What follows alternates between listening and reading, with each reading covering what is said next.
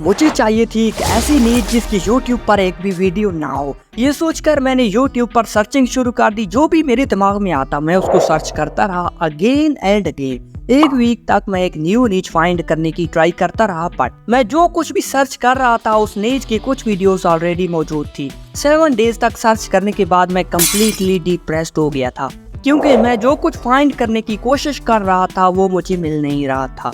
मैंने लैपटॉप बंद कर दिया, मोबाइल को साइड पे रख दिया और खुद को एक रूम में बंद कर लिया। अब बस एक ही काम था और वो था सोने।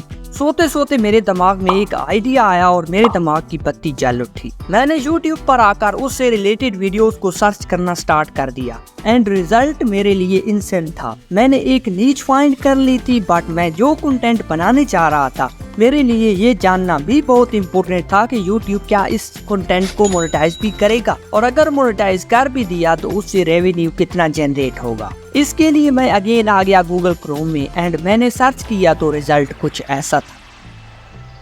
बस अब और कुछ नहीं, मैंने न्यू चैनल बनाया, उसको कुछ इस तरह से कस्टमाइज किया एंड अब मैं वीडियोस बनाने के लिए एक्साइटेड था। मैंने एक आइडिया जनरेट किया, एक इंटरेस्टिंग स्टोरी बनाई एंड उसको 4 पार्ट्स में डिवाइड कर दिया। स्क्रिप्ट को हिंदी में लिखने के बाद मैं अगेन आ गया गूगल क्रोम में एंड डब साइट को सर्च करके इस वेबसाइट के होम पेज पर आ गया। इस वेबसाइट में अपनी वॉइस का क्लोन बनाने के लिए मैं ऑलरेडी अपनी वॉइस का सैंपल ऐड कर चुका था। इस पर मैंने एक कंप्लीट वीडियो बना रखी है, उसका लिंक डिस्क्रिप्शन में दे दूंगा। सो मैंने स्क्रिप्ट को यहाँ पर पेस्ट किया एंड कुछ देर बाद ही इसने मेरे स्क्रिप्ट पर ऑडियो बना दी, बट इसमें कुछ वर्ड्स को वो क्लियर नहीं बोल रहा था एंड हर सेंटेंस के बाद एक कॉमा लगा दिया एंड अगेन उसको ऑडियो बनाने का कहा एंड देन मेरी ऑडियो रेडी थी। मैंने उस ऑडियो को एक्सपोर्ट करके डाउनलोड कर लिया।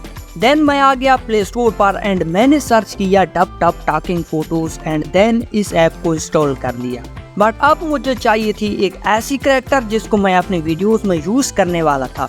सो मैंने कुछ सर्च किया एंड फाइनली ये साइट मुझे अच्छी लगी एंड मैंने इस कैरेक्टर को डाउनलोड कर लिया। कैरेक्टर जनरेट करने के बाद मैं अगेन आ गया डब ऐप में एंड यहाँ पर आकर मैंने उस कैरेक्टर वाले फोटो को ऐड कर लिया एंड देन ऑडियो फाइल को भी इंपोर्ट कर लिया एंड देन मेरी हवा उस वक्त निकल गई जब उसने मुझे कहा कि आपके पास क्रेडिट कम है और आपके पास इतना क्रेडिट होना चाहिए। बट कुछ देर बाद मैंने इसका सोल्यूशन भी ढूंढ लिया। प्रोफाइल पर आने के बाद क्रेडिट इंक्रीज करने के लिए मैं 15 मिनट तक एड्स देखता रहा एंड मुझे काफी सारा क्रेडिट मिल गया। देन मैंने फिर से ट्राई किया एंड इस बार कुछ देर के बाद ही इसने मेरे कैरेक्टर को एनिमेट कर दिया। सिंपली इसको डाउनलोड करने के बाद मैं आ गया InShot में एंड उस वीडियो को इंपोर्ट कर लिया एंड इसको कुछ इस तरह से एडजस्ट कर दिया। अब मेरे पास जो वीडियो थी वो थी 2 मिनट की एंड मैंने इसको 4 पार्ट्स में डिवाइड करना था। सो ऑडियो को एक्सट्रैक्ट किया एंड 30 सेकंड बाद की वीडियो को कट कर दिया। अब मेरे पास इस सीरीज का पार्ट 1 था जिसको मैंने अपनी एडिटिंग स्किल से अच्छी तरह से एडिट किया। शॉर्ट्स के लिए हमेशा फास्ट स्पीड एडिटिंग ही बेस्ट होती है। सो सेम इसी तरह से 13 सेकंड के पार्ट्स को कट किया एंड इसको एडिट करके 4 पार्ट्स बना लिए। मेरे पास अब इस स्टोरी का part 1, part 2, part 3 and part 4 था।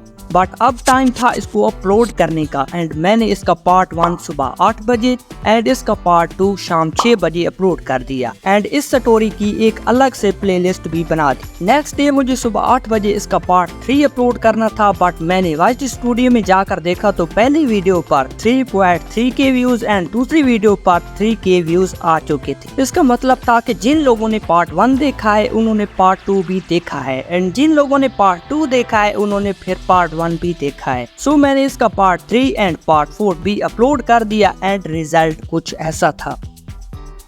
मैंने अगेन एक न्यू स्टोरी बनाई एंड एक न्यू कैरेक्टर जनरेट करके सेम प्रोसेस से 4 वीडियोस और बना लिए एंड इससे मुझे 341 सब्सक्राइबर एंड 24 की व्यूज मिले। सो मैं इस चैनल पर कंटिन्यू वर्क करूंगा एंड फिर रिजल्ट भी आप लोगों को बताऊंगा। सो आप भी ऐसा कर सकते हो, एक स्टोरी बनाओ, उसको 4-5 पार्ट्स में डिवाइड करके उसकी वीडियोस बनाओ एंड ऑल पार्ट्स को एक दूसरे से कनेक्ट रखो ताकि जो व्यूअर आपके पार्ट 1 को देखे वो आपके चैनल पर आकर ऑल पार्ट्स को भी देखे। ये एक अमेजिंग आइडिया है। अगर आप एजुकेशनल टाइप की स्टोरीज जनरेट करोगे तो आप इससे बहुत सारा पैसा भी अर्न कर सकते हो। मैं तुमसे मिलता हूँ एक नेक्स्ट वीडियो में, तब तक के लिए